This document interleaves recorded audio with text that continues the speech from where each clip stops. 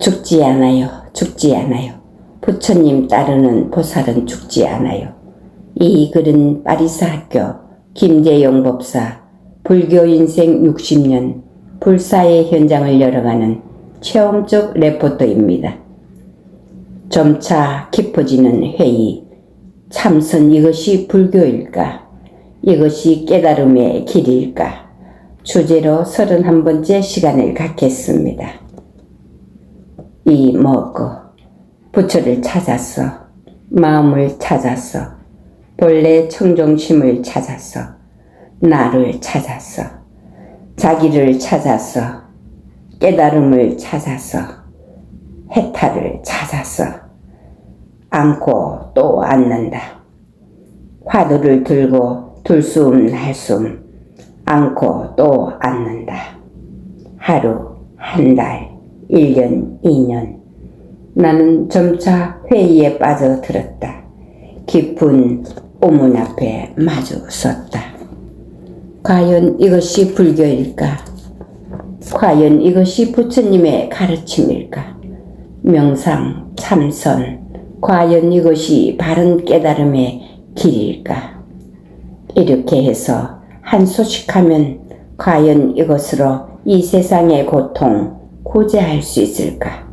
이렇게 해서 자기를 보고 마음을 보면 이 눈앞의 동포들의 고통 구제할 수 있을까? 나는 역사학도다. 역사학을 전공하고 공부한 학도다. 역사는 사실을 전제한다. 역사적 사실을 전제한다. 사실로서 설득되지 아니하면 눈앞의 사실, 현실로서 나 자신을 설득할 수 없으면 더 나갈 수 없다. 중국 선불교의 역사를 관찰한다.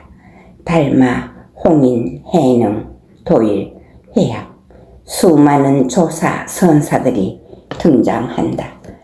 키라성 같은 조사, 선사들, 도인들이 빛을 발한다. 이 빛에 가려서 부처님은 찾아보기 어렵다. 살불살저 부처를 만나면 부처를 죽이고 조사를 만나면 조사를 죽이고 이렇게 내세우며 의도적으로 부처님의 존재를 희석시키고 있다. 흐지부지 만들고 있다. 그러면서 교회 별전, 사교 입선, 직지견성을 주장하며 조교, 조사의 교를 앞세우고 있다. 부처를 제치고 조사들, 도인들을 내세우고 있다. 이것이 과연 사실일까? 이것이 과연 역사적 사실일까?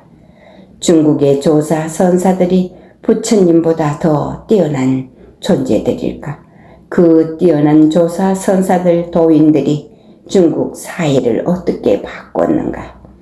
조사, 선사들, 도인들이 중국 불교가 중국 사회의 모순을 극복하고 민중들의 고통을 구제하기 위해 무엇을 어떻게 하였는가? 무료 급식소를 차렸는가? 간병원을 설립했는가? 무식한 동포들을 위하여 야학이라도 열었는가? 민중들의 총의를 실현하기 위해 통치자들의 형포에 저항하였는가? 핍박받는 여성들의 평등을 위해 탁발하였는가? 전쟁의 폭력 앞에 온몸으로 나섰는가?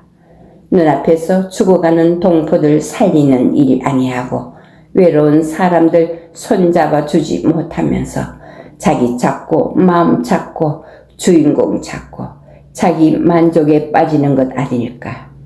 중국이 세계의 중심이다. 다른 나라들은 모두 변방의 오랑캐들이다. 이런 중화적 우월주의에 빠지는 것 아닐까?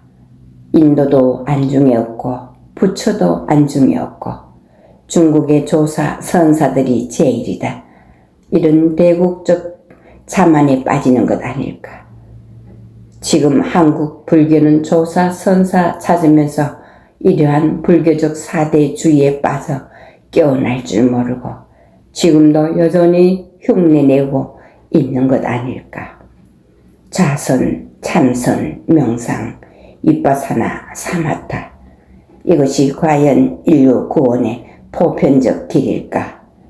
5천만 동포 가운데, 아니 1천만 불교도 가운데 이것으로 해서 몇 명이나 몇 퍼센트나 깨닫고 해탈할 수 있을까?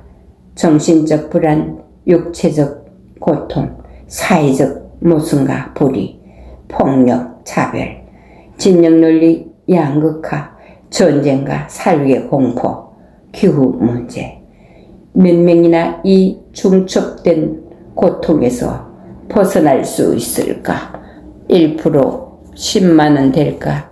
0.1%, 1만원 될까? 99%의 민중들, 99.9% 시민들은 어디로 가는 것일까? 그래서 교회로, 성당으로 물러가는 것일까? 대체 불교가 무엇일까? 무엇 하자는 것일까? 깨달음이 무엇일까? 부처가 무엇일까? 부처님은 어찌 사셨을까? 붓다 석가모니는 어찌 살고 무엇을 추구하셨을까? 붓다께서도 지금 우리처럼 불교 하셨을까? 붓다의 불교는 어디 있는 것일까? 낭독은 여기까지. 재행무상, 재행무상. 일체는 지나간다. 사라져간다. 우리도 부처님 같이